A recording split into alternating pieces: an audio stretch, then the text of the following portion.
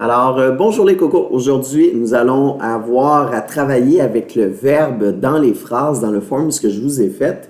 Et donc, pour vous aider, j'ai décidé de créer une capsule pour essayer de mieux, pour vous expliquer, pour que vous puissiez mieux comprendre ce qu'est un verbe, comment le repérer, c'est quoi son utilité. Donc, sans plus tarder, je vais vous présenter mon tableau ici présent. Alors, qu'est-ce qu'un verbe? Eh bien, d'abord, c'est important de préciser qu'il est souvent précédé, donc avant le verbe, il y a souvent un pronom personnel qui peut être le je, tu, il, elle, on, nous, vous, il, elle au pluriel. C'est le seul mot de la phrase qui se conjugue selon la personne. Donc, est-ce que c'est la première personne, la deuxième personne ou la troisième personne? Donc, le je, tu, il, elle qu'on a vu là. Ça peut être, ça se conjugue en fonction du nombre. Donc, est-ce que c'est la première personne du singulier ou du pluriel? Donc, ici, nous avons les trois premières personnes du singulier, le je, tu, il, elle, on.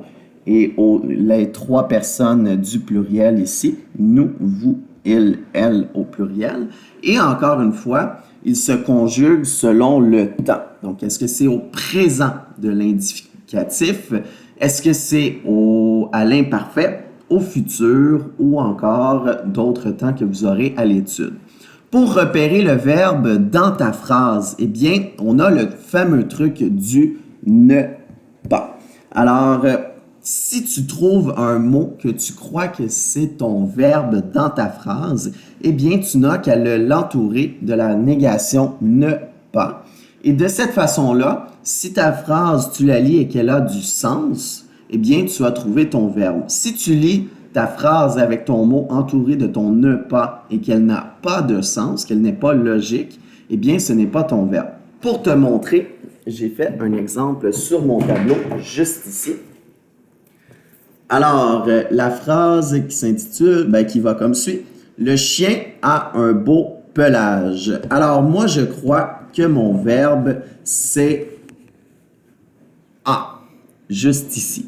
Alors, ce que je me pose comme question pour essayer d'identifier, pour savoir si c'est bel et bien mon verbe, je me pose la question suivante. Le chien, là, j'ajoute la négation, n'a pas un beau pelage. Bien, dans cette phrase, a est mon verbe qui est à la troisième personne du singulier au temps présent. D'accord? Donc là, j'ai ciblé mon verbe. Ça va pouvoir nous aider. Cette stratégie-là va pouvoir nous aider pour tout ce qui va être le prédicat, le cibler et ensuite, j'ai tourné pour le cibler, le repérer et l'accorder ensuite. Donc, maintenant, attendez un petit peu, je vais replacer mon ordinateur. Il est généralement placé après le sujet. Donc, on se rappelle, on a déjà eu une capsule sur le groupe du nom sujet. Comment qu'on le repère? On se pose la question qui est-ce qui suivi du verbe. On trouve notre GNS.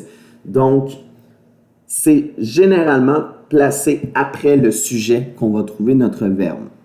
C'est un receveur d'accord. Comme on l'a vu ici, il reçoit la personne, il se conjugue en fonction de la personne, du nombre et du temps du groupe du nom-sujet qui le précède. Et finalement, les sens que le verbe peut avoir, bien, le verbe peut représenter une action. Par exemple, je ne sais pas, moi, Joshua court dans le pré. Ça, on parle ici d'une action. Ça peut être aussi ce qu'un personnage pense ou une personne pense, comme par exemple, Monsieur Michael, je comprends ce que tu dis. Donc, on sait que ça se passe dans ta tête. C'est une pensée. Le verbe peut représenter une pensée. Ça peut représenter une émotion. Par exemple, Monsieur Michael, j'adore vos capsules explicatives car je comprends mieux après. Donc, ici, le j'adore représente une émotion. Et quand j'ai dit je comprends mieux, par la suite, les concepts que vous expliquez, c'était une pensée.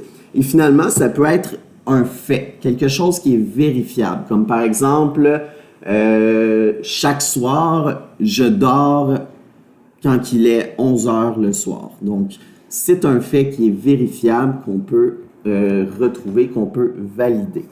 Alors, c'est ce qu'est un verbe et ce qui est important de se souvenir, c'est que le verbe, c'est l'action dans notre phrase.